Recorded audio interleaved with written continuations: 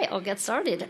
Good morning and welcome to WSJ Tech Live. It's nice to see you in person this time. Yes, we did this last year on a Zoom call, I think. This location, a little better. Just a little. So last time we talked about, you had just purchased ZeniMax, the parent of Bethesda, which makes a bunch of great games like Fallout, Elder Scrolls. And I asked you at the time if you were done on your shopping spree or if you were still shopping around. And looks like you did make a pretty big deal. $75 billion for Activision Blizzard. Not done yet. Still in regulatory. That is true. But my question is, again, are we done shopping, or could we expect more deals for more gaming studios in the future? Well, when we look at video games today, over 3 billion people on the planet play video games, which is just kind of astounding. Nearly half the world's population plays video games. The business itself is a $200 billion business growing by almost double digits every year. So for us at Microsoft, we look at this category and we see a category that's in some transition, where we have some legacy and franchises that matter, and we're going to continue to invest. I think it's something where we see the opportunity. We love the community around our games and our properties and our studios. And the more we can build towards that future of more people playing, I think it's a good business opportunity for the company and a good audience opportunity when you think about the age demographic that we attract as well. Okay, so more deals could be on the horizon. I'll keep my eyes peeled for that. Let's talk about the elephant in the room. A lot of us are familiar with the many allegations of sexual harassment at Activision. If the sale goes through, what do you want to say to critics of that culture or to Activision employees about how that culture might change under your leadership? For all of us who are in positions of running large teams, like myself at Xbox, I think we always have to reflect on the culture that we have, ensuring our teams feel safe, feel included, feel heard, where they can do their best work. We've had our own journey at Xbox. You and I have talked about that in the past. I think it's always us looking at opportunities to learn, to listen to our employees, to our teams. I truly believe with every product that we ship our culture. People see, whether it's front and center or it's subconsciously woven into the creative that we build, that the culture of our teams does show up in the products that we build. So ensuring that teams that are part of Xbox feel safe, feel heard, feel included is critical to both any valuation and any future for our business. So does the accountability for an improved culture at Activision then lie with Microsoft? Is that something you plan to monitor closely and report back to shareholders? We do with all of our teams. I mean, one of the things at Microsoft that I've been very proud of in watching our own journey is how we disclose numbers around our employees, and we do that in a very public way. Even when sometimes the story needs to be, when there's questions to be asked from some of the data that we're transparent about, and I think we will definitely continue to do that with teams as they become part of Microsoft. Fundamentally, as the head of the business, I feel that the culture of our organization is my responsibility, but it is really a team-led thing. Managers matter a lot, our training, setting what our expectation is and following through on that expectation. It's probably the most important thing that I do in my role. Now, this deal isn't guaranteed to go through. We know that regulators are looking at it. And what happens if just one big jurisdiction says no, like the UK, for example? What happens to the deal then if it's approved here in the US but not overseas? So it might be surprising to people, but I'm not an expert on doing $70 billion deals. But I do know that we're very focused on getting approval in the major jurisdictions, and I'm spending a lot of time both in Brussels, London, and with the FTC here in the US. And I'd say the discussions have been, what I would say, very fair and honest, that it is a big acquisition. There's no doubt. Microsoft and its role in the tech industry, we're a large tech company. And I do think that the discussion around an acquisition of this size is warranted. And I've appreciated the time to go spend. We're really focused on getting the deal approved in the markets. I'm confident in that. I was just in London last week. and continue to have discussions with all the regulatory boards. And as I said, I remain confident that we'll get the deal approved. So one of the major sticking points, at least in the UK, about this deal is around Activision's Call of Duty franchise. Microsoft has said that it plans to continue making that franchise available on all the different platforms. Yes, we do. Yeah. But you haven't said for how long or for how much. I mean, could this change at some point? Could a couple years down the road you say it's exclusive to Xbox Game Pass, or it's exclusive for people who want to stream it, but if you want to buy it on a disc, you could play it on, say, PlayStation? That's not our plan. Our plan is that Call of Duty specifically would be available on PlayStation, is what you're asking about. But when I think about our plans, I'd love to see it on the Switch. I would love to see. I'd love to see the game playable on many different screens. But if we circle back to why this deal is important to us, when you're spending the amount that we're spending, looking at the opportunity in gaming, this opportunity is really about mobile for us. And I know, as you said, most of the dialogue that's out there has been around consoles and how Xbox and PlayStation consoles compete with each other. But when you think about 3 billion people playing video games, there's only about 200 million households that play on console.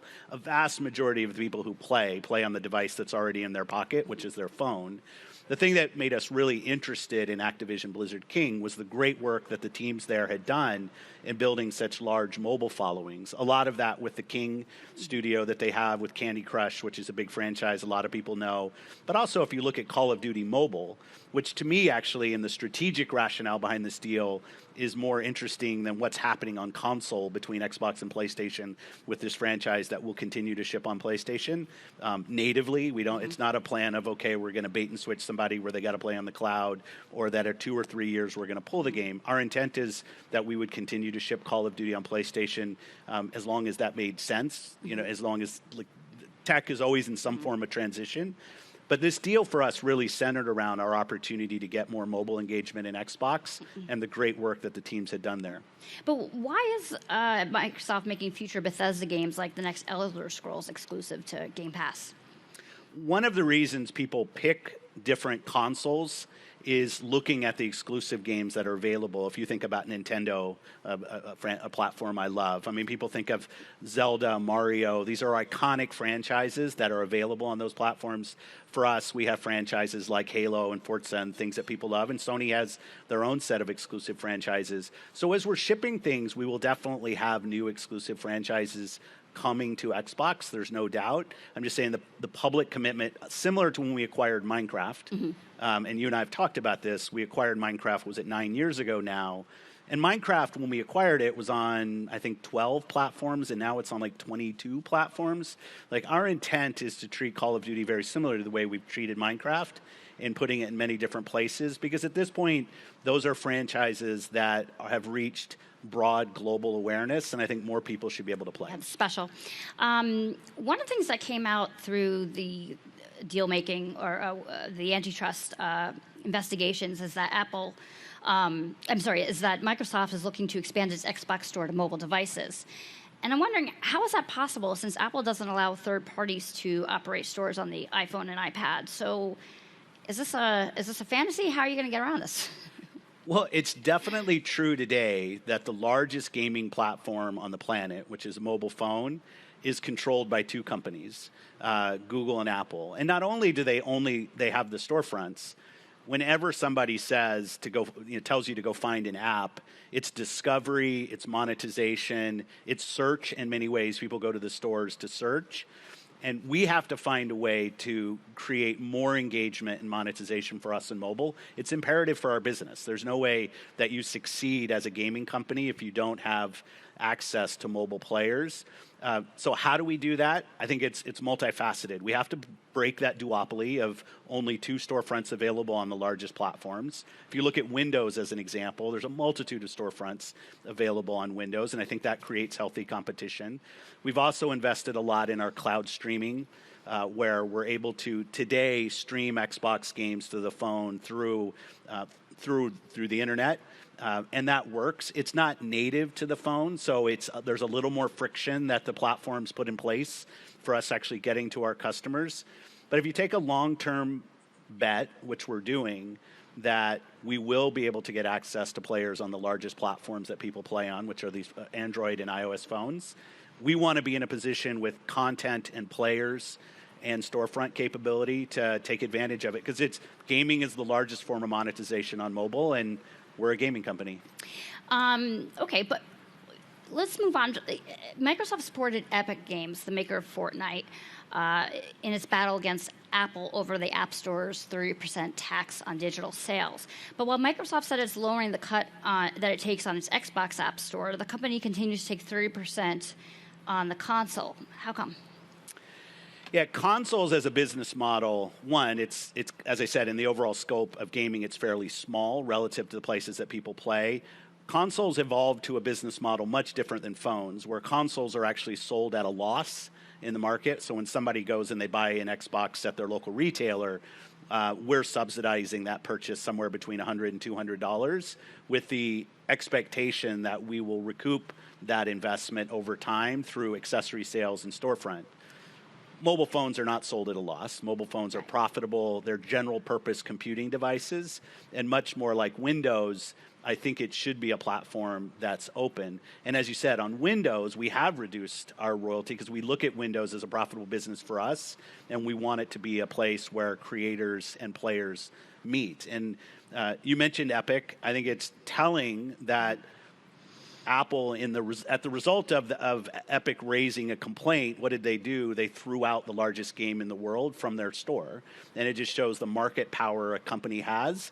If the result of you complaining about it is you get you get thrown out of the store. How has Microsoft's conversation with Apple evolved since that lawsuit and that trial? Has Apple shown any openness at all in maybe allowing cloud gaming? What Apple specifically asked us to do was to use the web browser, which we've done. So if you can use the Safari web browser on a phone. It's not the natural place people go to find games, but it does work today. And we have Fortnite available on iOS phones, not an ad, but that is the way you can play on iOS phones, is through our streaming technology on the phones. But there's so much friction going from somebody tells you, hey, you should go play this game, you should go find this new app. Nobody thinks to go to a web browser and then search for it. So there's so much work for us to do to overcome the friction. And on Android, we actually do have an app in the store. We're just not able to monetize. So we actually can put the app there, but it's hard without actually being able to monetize the content to think that you're creating a business. Speaking of cloud gaming or the Netflix streaming of games, I mean, Microsoft's pretty big on this technology, but and it's part of Game Pass, but just last month we saw Google give up on its cloud gaming service Stadia. So are we just not ready for cloud gaming yet? Like, what's Microsoft doing to succeed in this realm where Google did not? Our approach has been to give our customers choice in how they play. We haven't gone out and tried to tell people that they should not play on their PC or they should not play on their phone or their gaming console. We look at cloud as an option for people maybe when they're away from their console or PC, or they're on a device like that tablet right there and they want to play a game. That tablet's not going to run most console games, so we're able to stream to that device. I think other people have gone out and tried to make it a real either-or choice. You're either playing on streaming or you're not, and we've taken a much more customer-driven focus. We have a subscription, as you say. You can buy games, you can subscribe. If you subscribe, you're able to stream those games to any device with a web browser. And I think giving the customer the choice, putting the customer at the center of our decision-making has led to more success for us. And I think we just announced we crossed 20 million people who have tried our cloud streaming. It's early. I don't have a vision where everybody's on cloud, nobody's buying a piece of hardware. I don't think that's the future, but giving customers choice we found is good business. Speaking of hardware and cloud, there's a lot of scuttlebutt about the Keystone Stream service you're working on. So what's that going to look like, and is that the spell the end of the Xbox console? Is it going to be like the BlackBerry? So there was a picture that went out, which was Keystone, he said, was a code name of something that we were incubating internally, which was, think of it as a streaming console, so there's no local gameplay, low cost, plug it into a television, and you'd be able to stream to the television the video game, the Xbox games that are available. We instead, back kind of the late spring, pivoted to working with Samsung. We put an app on Samsung TVs that let you play Xbox games. And I still have the prototype. It sits on the shelf behind my computer. So there was a picture that went out of that device. giving people choice, whether they want to play on that tablet, whether they want to play on their smart TV, they want to play on an Xbox, they want to play on a PC. We think that's really critical to where we're going. Will we do a streaming device at some point? I suspect we will, but I think it's years away. And even in our consoles today, we have 2 consoles in the market. Again, giving people choice about one's $299, one's $499. Giving people choice on like how much money they want to spend to go play and what device is right for them. Speaking of the Xbox Series X and S and X, we know that last year Santa Claus really struggled to get enough of those on the store shelves. How are things now? How's the supply chain going?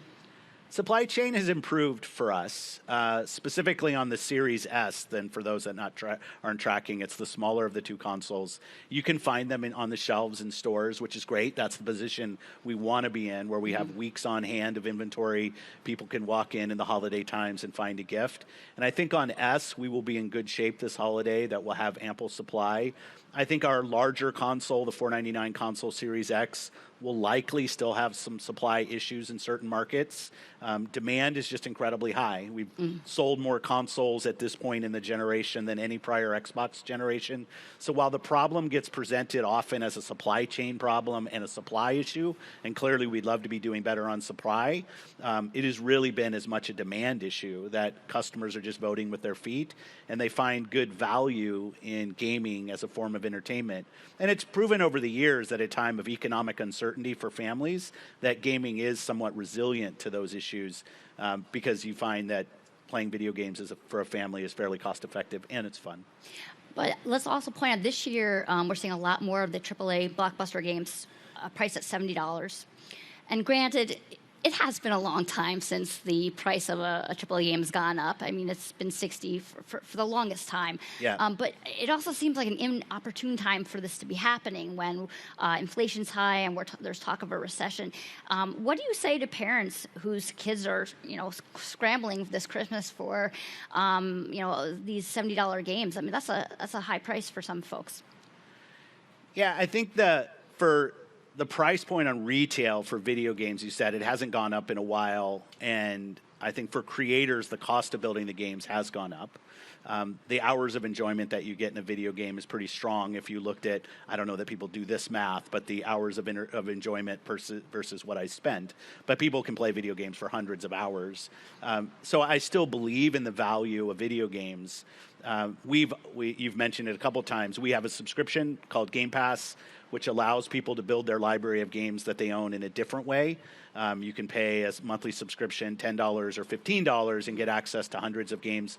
We think it's important to offer our customers choice in how they build their library, especially, as you say, at a time where economic uncertainty is putting families under pressure, energy issues in Europe putting families under pressure, and we look at gaming as a real option. For us running the business, we have to look at the return on our business, the cost of the business. We've held price on our console. We've held price on games for us and our subscription. I don't think we'll be able to do that forever. I do think at some point we'll have to raise some prices on certain things. But going into this holiday, we thought it was really important that we maintain the prices that we have, because we think, as you said, consumers right now are more uncertain than they have been in a long time. And I want our medium of video games to be something that they find attractive. Let's talk about Game Pass a little bit more, since that's a big bet for Microsoft. How many subscribers do we have now? And it does seem like a really good deal for the consumer, but what about the Microsoft investor? How is this a moneymaker for Microsoft? Our last public number was 25 million subscribers that we've talked about. We get an update?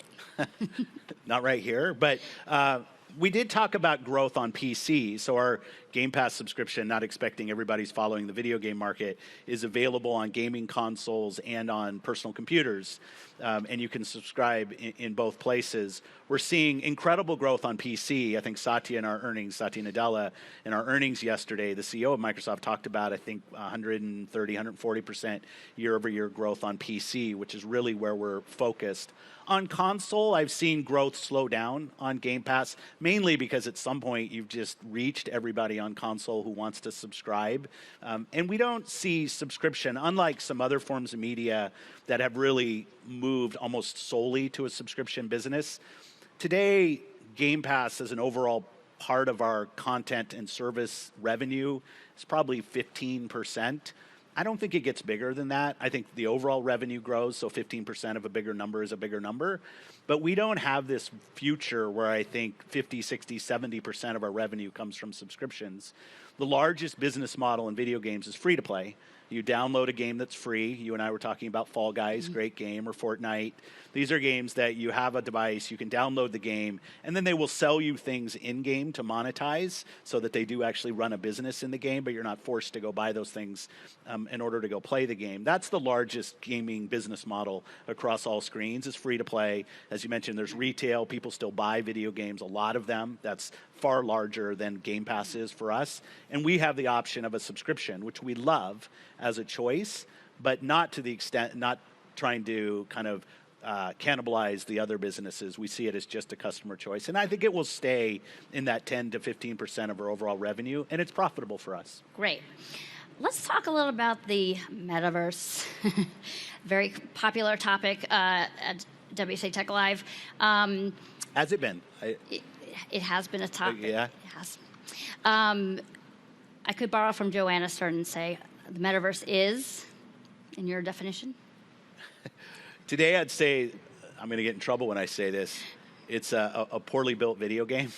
Like, if I think about video games for years, we've been putting people together in 3D spaces to go and save the world from the invading aliens or conquer the castle. And our designers have learned to build empathy between players, engagement loops, interaction models, lighting models that give worlds from Minecraft to, ancient Egypt. We have video game creators have an amazing ability to build compelling worlds that we want to go spend time in. I don't know, for me, building a metaverse that looks like a meeting room, I just find that's not where I want to spend most of my time. When I think about characters and the models and how they look, I want something that's engaging. I want to be able to put my identity on how I look, because I do in every other form. Whenever I'm playing a game, I create my avatar, and I'll pretend this is what I look like, wish this is what I look like. I don't. And I think what I see in the metaverse world is we're at the early stages. And I think this will evolve, because I do believe it's important that we embrace that not everybody's going to live in the same location. Like the last 3 years have taught us that. And there are engagement models where we can really have productive interaction, get things done in 3D virtualized spaces. I think they're going to end up looking a lot more like video games than some of the models that I see for the metaverse today. I think the skill set of our industry will be very applicable to that market as we're building out those kind of interaction models, which makes it great for the talent in our teams. They'll have more opportunity. So I tease a little bit in being a bad video game. I just think we're early. But that's where I think it goes. Like, we're going to learn from what video games have done. Now, Sony has a PlayStation VR. Meta has Oculus.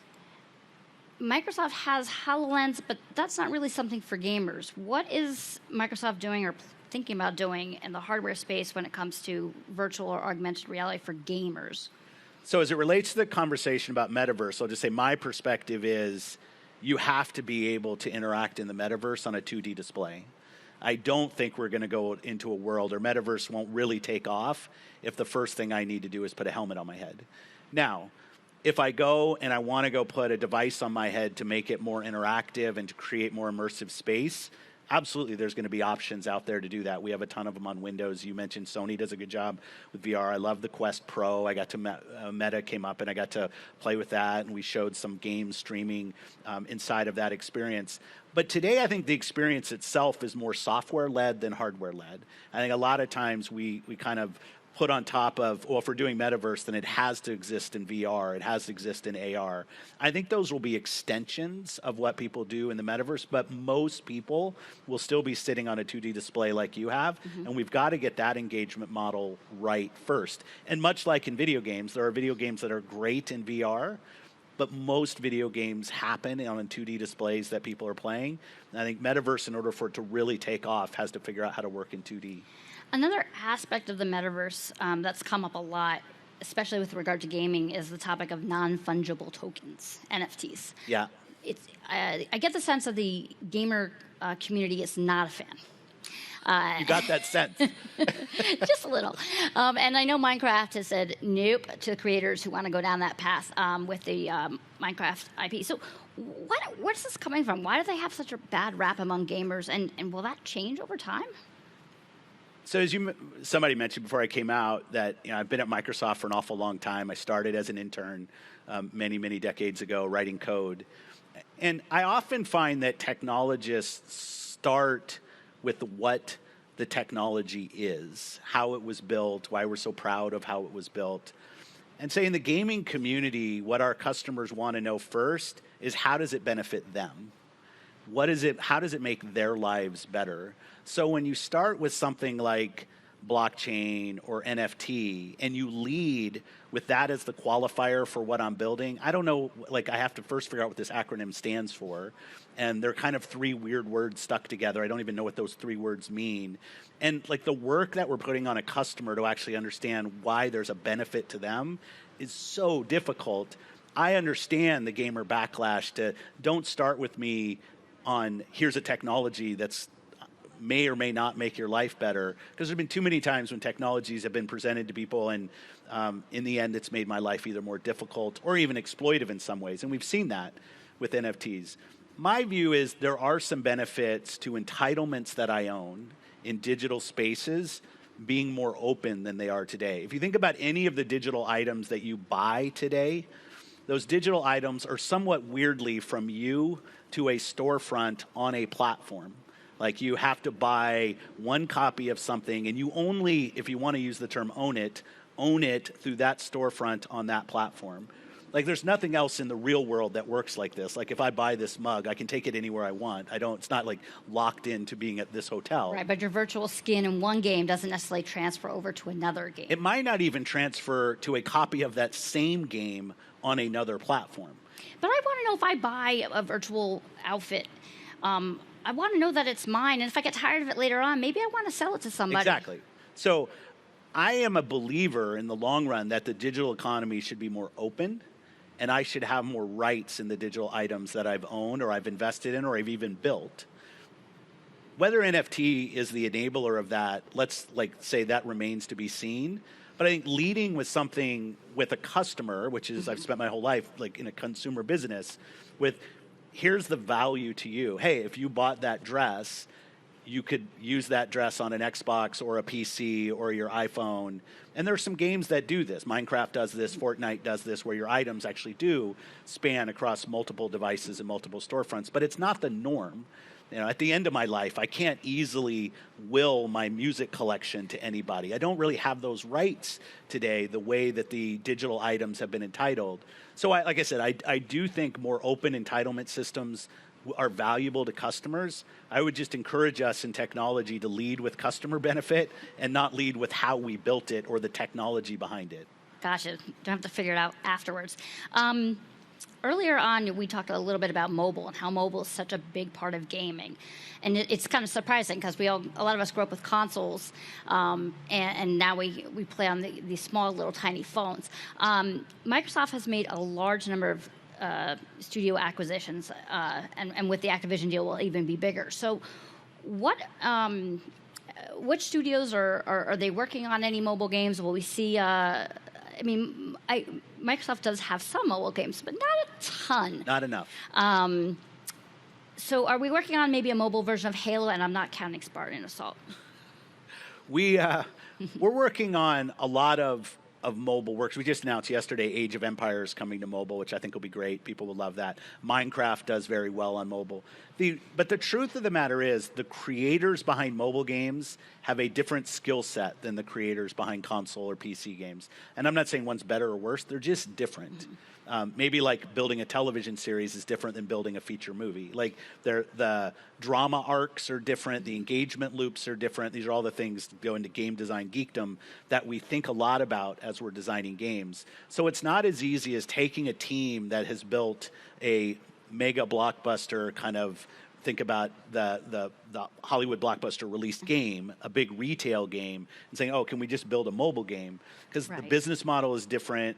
It's not just screen size, things that are fundamental to how people play, which is why when we look at things like the Activision, we look at teams like King, the work behind COD Mobile, the learning there, Call of Duty Mobile, we think that's critical to add, because we need a creative capability on mobile devices in order for us to continue to grow our business the way we need to grow. So maybe that's where the next acquisitions will be, and more mobile dedicated studios going forward? It's clearly a hole for us. If we look in our portfolio, I love geographic diversity and where our teams are.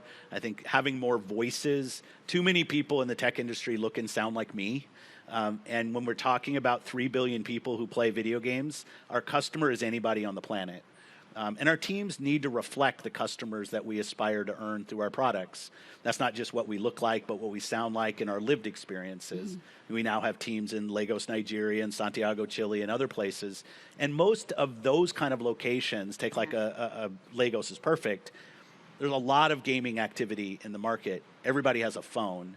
The number of consoles that'll ever be sold in a market like that is de minimis, right? It almost non-existent. So I want to meet customers where they are and have teams that know how to build creative that they will find interesting. We are low on time here. I'm going to try and sneak in 2 more. If Microsoft could buy any game or any game studio, what would it be? Or if you could pick. I can't answer that. What I will say is investing in our creative capability, which is by far and away the largest part of Team Xbox are our studio teams, a couple right here in Irvine, California, and one in Santa Monica.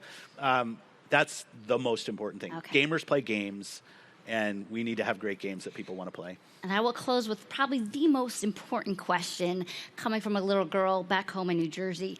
Why are there no snakes in Minecraft? When are we getting snakes in Minecraft? When are we getting snakes in Minecraft? I can't announce when we're getting snakes in Minecraft, but let me quickly, I know we're out of time. Minecraft is such an amazing property for us. We learn so much from the community of creators, the community of players, the joy it brings to so many people. And we love requests from your daughter on why we don't have snakes. We just added camels. That was our last add to Minecraft. But I just often think about us as stewards of that IP, not really owners of that IP, because it really is a franchise that's owned by the people who play and their love for it and their love for snakes. So I will put it in the queue. I will put it in the list. All right, Mr. Spencer. That's my snake ending for you. All right, thank you very much for coming. Thank you. Thanks.